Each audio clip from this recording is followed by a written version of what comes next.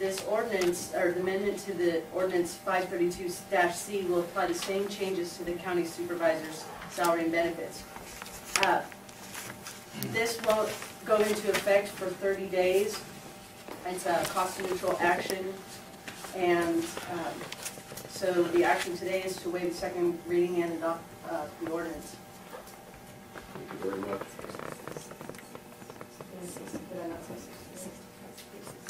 60 days, excuse me. Thank you for the correction. So it's 60 days, so it'll be the end of September. Okay, thank you very much for the presentation.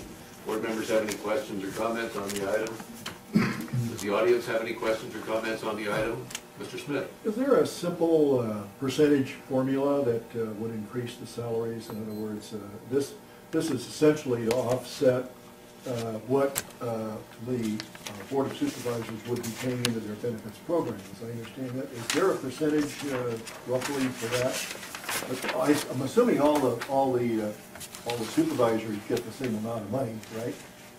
So this would be an increase to offset the amount of money that would be deducted from your paychecks for retirement benefits and so on, right? Call on Supervisor Chapman to answer your question. Well, I'll let staff maybe give the definitive answer. My understanding is that the way the retirement formula is set up is the county pays 8% and the employees pay 7%, or is it 6% county and 7% employees? And in the past, and it's been, I would say it's been a practice that goes back even before. Not just in Lassen County. Not just Lassen County, throughout, and that's apparently where the pension reforms was addressing, is that this idea of the employer, and that was a negotiated thing, in lieu of some salary increase way back when, it was decided to have the employer pick up the employee share, which I believe is 7%. And that by doing that, it based the tax burden, it really was a benefit to the employee, because in addition to having the contribution made, it was made prior to the salary, so there's no tax being paid as an employee on the salary. Well, the new law, the new pension reform law, precludes this now as an option, and there was a phase-in period that when your contract period with your various bargaining units reached a point of renegotiation, that would have to be negotiated out. So until, and I think that's 2018 or 2017 is the deadline. Well, our employee negotiations came up this past year, and so it was affected by that law, and it was negotiated at that time that we would pick up, they would have to start paying their contribution, that 7%, and that we would offset that with a salary increase to equal that amount. So that's where it's a wash as far as the county budget is concerned. Now, interesting, prior to all the pension reforms going back maybe 2 years or more, in the negotiations, we had already began that process. So all the employees, including the supervisors, have been paying some of the employee share. I think it was 1 or 2%. So the amount that's in question is a smaller portion, like 5% maybe, of that 7% or 6%, whatever it is, somewhere in that range. That's what this ordinance does, is brings us in line with the rest of the employees in terms of having our salary compensated to equal whatever that deduction. Now, as far as the county is concerned, it is revenue neutral. But as far as the employee is concerned, it won't be revenue neutral, because now that additional salary becomes taxable. And so in the net instance overall, depending upon what everybody's tax burdens are, they will be paying a small portion of additional taxes, either federal or state income tax. So to suggest that it's revenue neutral for the employee, I've never bought that. It's revenue neutral to the county as far as the budget is concerned, because what we pay out will remain the same. And another thing to think about, you could look at it as a accounting procedure. The county is saving by no longer paying into Calvary. They're using to give the employees to the employees. Well, that's where it's revenue. Basically all it is. Yeah, it's budget neutral for the county. So, In other words, without the pay increases to you and every other county employee, okay, for Lassen County, they would be seeing a reduction of 7% roughly of their paychecks. right, and the reality is if they were to, if that was to be precluded, it would, by not paying, they would have to, everybody would be seeing, it would basically be like a 6 or 7% cut in pay is what it would come to if we didn't address this. for the employees as well as for, in this case, the Right. board. Supervisor Alba? Well, and the other thing, just to help clarify a little bit, is I was elected last year, so I didn't come on until January. So I'm already under this arrangement right here. So, I mean, it's just putting everybody together, and because these guys are, they've been embarrassed in the old system, so now it's bringing everybody up to compliance with the new system. Gotcha. I guess the question being, is this was all negotiated last summer with the employee bargaining units, and it was in November when the last group was ratified or finalized, and that was with the department heads. So this has been an issue that's been sitting around now for 6 months, and the board, by not acting on this sooner, has now created a situation that for the next 2 months, that we will see a reduction in our compensation. So this will restore us back to what the old one. So if people want to say it's a pay increase, it's a pay increase.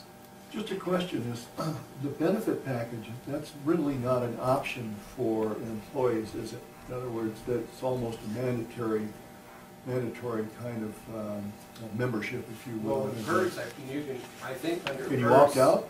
I don't know if the opting out, what the opting out rules are. There are some opt-out provisions, but it's very limited because most of, like your health insurance and others, they want to deal with the whole. They are looking at a fragment of it, so there are some limitations there. Okay.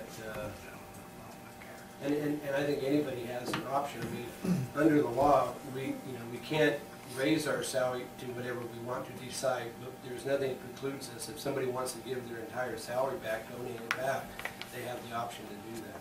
So, and that has been done by the board in the past. Anybody else in the audience have any questions or comments on this item? We'd be happy to entertain them. Ms. Spencer?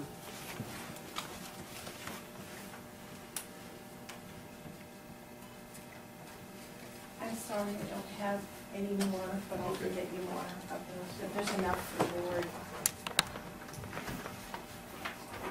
On July 1st, as you mentioned, the pension law changed. All county employees have to pay 100% of their pension premium. That's not cost neutral. This eliminated a liability, this new law, for the county.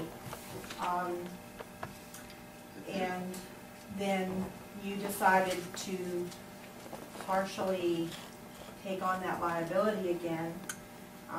You gave, and this is where I disagree with Julie, sorry. You said it's like same for all employees.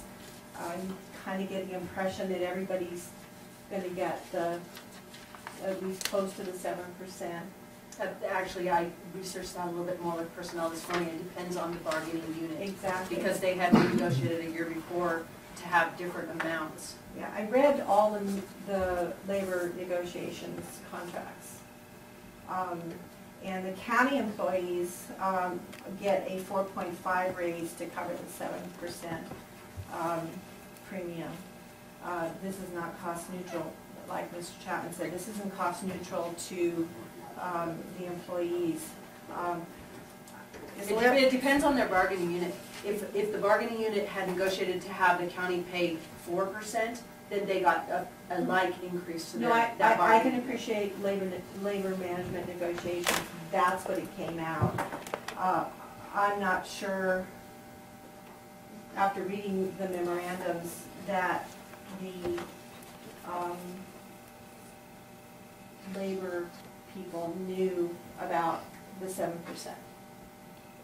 And that's not really the issue, and that's not why. But, that's not indicated really in the most of the agreements. It is in some. In fact, we printed out, I don't know if, I may have brought it if you'd like to see it, the pages in these labor agreements, county labor agreements, where it does indicate the raise, and it does, on the next page, it indicates the 7% in there. So it does indicate in the ones I read that they were aware of the 7% coming on July 1st. What I thought was interesting is when Julie said everybody like saying, was given this benefit. And I'm glad Larry's here because he has the road workers, they got zero. They didn't even get a raise to cover, so they're gonna be paying the full 7% out of their paychecks. This isn't cost neutral, but it's not mentioned anywhere. But I'm mentioning it. The road workers contract, they got zero. They didn't get any raise at all. If you pass this resolution, and you will, it's self-serving, the county taxpayers will give you a 6.68% raise to cover the cost of your 7% premium. And this equates to getting $92.81 a pay period to pay your $94.54 premium. And that's, I believe, you get paid every 26 pay periods. So it's almost cost neutral for you guys. You get almost full coverage except for a couple of dollars. And then later on, I get to pay taxes on the $91. Yeah, and there was another issue here too, is that looking at PEPRA and the CalPERS documents, when you do something like this, when a public employer pays and announces that you're paying this money to offset a retirement pension premium, you're obligated, and you probably already know this, you're obligated to tell the administration for the retirement pension. You're required to tell them that you've done this, because what happens is the pay raise you're getting, regardless of how unfair it is, they don't get that put towards their retirement benefits. In other words, you're going to get a pay raise, which won't be put towards your salary when you retire. The program pays when you retire, and I think Jim can confirm this, is that your retirement benefits for public employees are based on the highest 36 months that you work. But this money is deducted from going towards those earnings. And I don't see that, maybe you didn't know that, or the employees labor negotiators knew that, or the management negotiators revealed that. But that's significant over a time period. It would be for Jim, although, are you retiring soon? It won't make any difference. I don't know. But it needs to be reported. So we've contacted the board administration for your pension plan, and we asked them if you are we're going to monitor that to see if you tell the pension board that you absolutely given a pay raise to offset the premium that they have to pay. I kind of feel bad for the county employees because they gave up the pay increase for 2.5 years. And that was negotiated, it's legal, it's done. And, but a little irritated last week because you didn't want to read the resolution. And now this week you don't want to read the resolution into the record. And maybe it would be a stand-up thing to read your non-cost neutral pay increase into the record. And I ask that you read, it's not long, not even a full page, but I'd like it not waived, the reading not waived, and have you read it into the record. It's just one of those things where nobody really wins on this. I mean, it's just life, I guess. But I think there are some things that were misrepresented, and that annoys me, personally. It annoys me. that everybody didn't get the 6.68. Some people got nothing to offset this. Thank you, Arlene. Anybody else in the audience would like to address us on this item? You have your hand up back there, would you like to? Yeah, it's just something real minor. Yeah, I hate to ask you. All the way over there? Oh, you might as well give your name and so on and so forth, if you don't mind. For the recorder, please. For the recorder. Takes longer to walk than it does to say. Just real minor, the 60 days for this to go into effect takes us up to the end of August, not the end of September. Unless I'm missing something.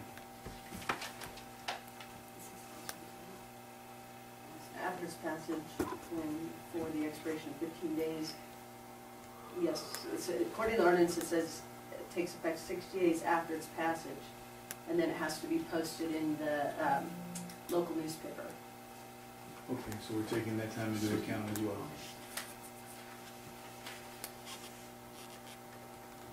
Which would take us up somewhere in the first part of September. 60 days after today is my understanding how this reads. And it won't affect the pay period still until September 11th, I believe.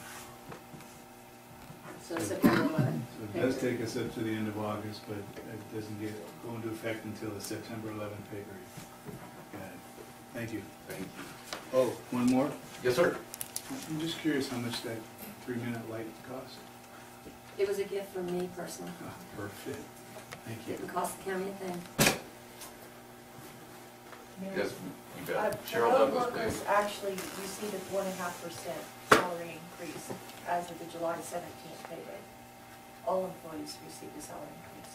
That's in the MOU. And that's correct, and Ms. Vouch has also confirmed that as well, so Ms. I'll- Smith was in. I'll post what is on the MOU on our website, so people can see that they got a 0%. So I'll post that. Thank you. Anybody else in the audience wishing to address the board on this item? Staff have any more comments on it or anything? Not a legal comment, but I wouldn't mind just saying that the board has the right to have a percentage of the judge's salary, and has chosen not to take advantage of that for over 10 years.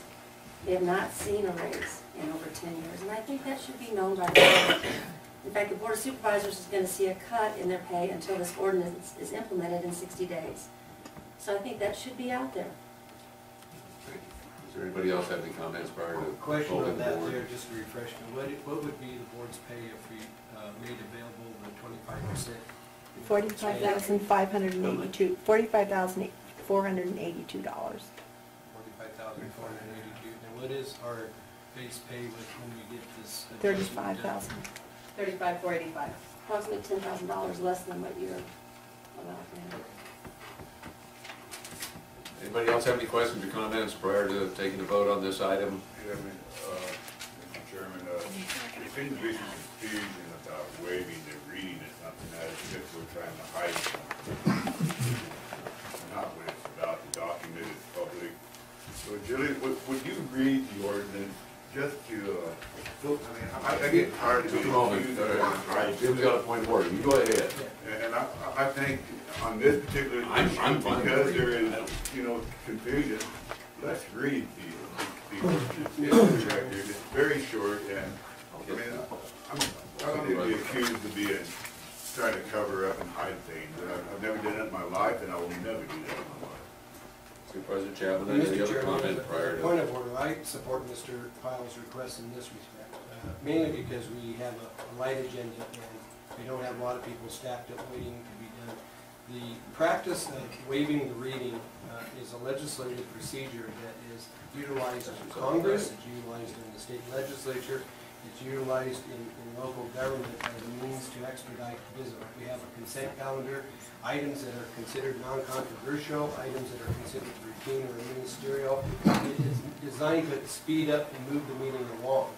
And it oftentimes, and it takes a unanimous consent of the body, in this case, all four of us sitting here are the ones that have to make that determination. If any one board member objects to waiving the reading, then whatever it is has to be read. That's correct. And so it's used oftentimes by, when here we don't have like majority party and a minority party like you do in Congress or you do in in the state legislature. And if you tune into Cal Channel and listen to and watch live, or even go back and play the video back of the assembly proceedings or the Senate proceedings, you'll see the procedure utilized in a big way. And I've been enjoying going out and watching Brian working on the assembly floor and watching the assembly in session. And there's a guy named Hagman, Assemblyman Hagman, and he's the designated point guy by the Republican minority. There's only 25 Republicans in the assembly, so they're outgunned and outmanned. And Brian is really a star, in my opinion, down there. But Hagman gets up there, and every time the majority leader is a lady by the name of Tony Atkins, and if you would have seen the Sacramento Bee a couple days ago, they had some sort of a fundraiser thing going on over at the Sheridan Grand, some cooking thing, and Brian was paired up with her, and they were hee-hawing it up, and they had this picture and stuff of the two of them. But she stands up and she asks the Speaker Pro Tem, who is Nora Campos, to, you know, as a parliamentary procedure, to proceed with this item and to waive the reading. And in order to do that, this Hagman stands up and says, you know, I object, and I require a roll call vote. And so they light up the lighting board, and they all vote, and it's always 23 to 54, 23 to 52, or 25 is the max, but 24, and it's always that partisan vote. And so it's really designed to slow down the flow of the business, because the less time they have, the less bills can get jammed through within the time frames that they are working with. So that's the purpose of this waiving the reading, is just basically a parliamentary procedure to move along the business. If there's somebody, you know, whether it's a board member or a board member objects on his own, or if there's somebody from the audience that requests the board to do it, and we have plenty of time and we don't have people stacked up, I'd say, let's read it. I mean, there's nothing to hide. It's not going to change what's written on the page and what we're going to vote on, and if there are people who want to listen to it. And I have to say, I used that procedure once in the 40 years I've been hanging around this place, and that was when we were having a reapportionment ordinance being introduced. And I remember Teresa Nagle was just furious as all get out with me, because she was the one that had to read this, and it was lengthy with a lot of meets and bounds, things like that. But it was a good thing we had it done, because we were about 3/4 of the way through it, and they were over there on 5th Street by where Violet lives, and they were supposed to turn right, and the person writing the ordinance had turned left. And Do you so- know that was the last time this board waived, or waived the Well, wave? I It mean, is. It's been. History will yeah. be made today. But anyway, I have no objection, and I think I was going to suggest that we do that, but I think we need to understand the context in which we're doing it. And that's why I have the point of order. I don't even have an override on that. Okay, will staff read the ordinance, please, for the record. Ordinance number 2013-002. The Board of Supervisors of the County of Lassen, State of California does ordain as follows. Section 1. This ordinance shall take effect 60 days after its passage, and before the expiration of 15 days after its passage, a copy shall be published with the names of the members voting for and against the same once in a local newspaper in the County of Lassen, State of California. Section 2, Chapter 2.36, Section 2.36.030 is amended to read as follows. 2.36.030 Board of Supervisors Salary, Benefits, and Expenses. Each member of the Board of Supervisors shall receive an annual salary of $35,485 to be effective the July 17, 2013 pay date. Members of the Board of Supervisors will receive no other benefits except those extended to all other elected officials, including but not limited to health benefits, workers' compensation insurance, life insurance, and the California Public Employees Retirement System, excluding sick leave, vacation, and holiday pay. Travel by the board members will be reimbursed at the same rate as for other elected officials. Board members shall be entitled to mileage reimbursement for in-county travel, including travel to and from board meetings from their place of residence. When salaries for other elected officials are reviewed, the auditor shall report the salary of the Superior Court judge. If necessary, County Council shall prepare a new ordinance adjusting the salary of each member of the Board of Supervisors to an amount equal to 25% of that of a Superior Court judge. Section 3. If any section, subsection, sentence, clause, or phrase of this ordinance is for any reason held to be unconstitutional and invalid, such decisions shall not affect the validity of the remaining portion of this ordinance. The Board of Supervisors hereby declares that it would have passed this ordinance and every section, subsection, sentence, clause, or phrase thereof, irrespective of the fact any one or more sections, subsections, sentences, clauses, or phrases be declared unconstitutional or invalid. Thank you. Mr. Chairman, if I may, for Ms. Osgood's sake, if we could just incorporate the ordinance by reference of the reading and the ordinance number into the minutes, so that Ms. Osgood did not have to rewrite all of that. Thank you. Pleasure of the board, obviously. Agree with you. Okay, is there any other discussion of the ordinance which has been read? Hearing none, Madam Clerk, will you poll the board, please? Supervisor Chapman? Aye. Supervisor Alba? Aye. Supervisor Pyle? Supervisor Hanson? I'm going to make a quick comment if I can. I believe that, is that appropriate, County Council? I know this is being recorded, and I know this, I'm under the cloud of recall, and I realize that this is going to come out that I have absolutely supported an increase in my salary, and it's going to be, I'm sure it'll be used against me. So I'm torn between doing what's politically expedient and what's proper and what's correct in my mind. It's in my mind, not necessarily in anybody else's mind. You put me up here to make a decision. Put me up here to make the right decision, and that's what I'm going to do. And I realize this could go ahead and cost me I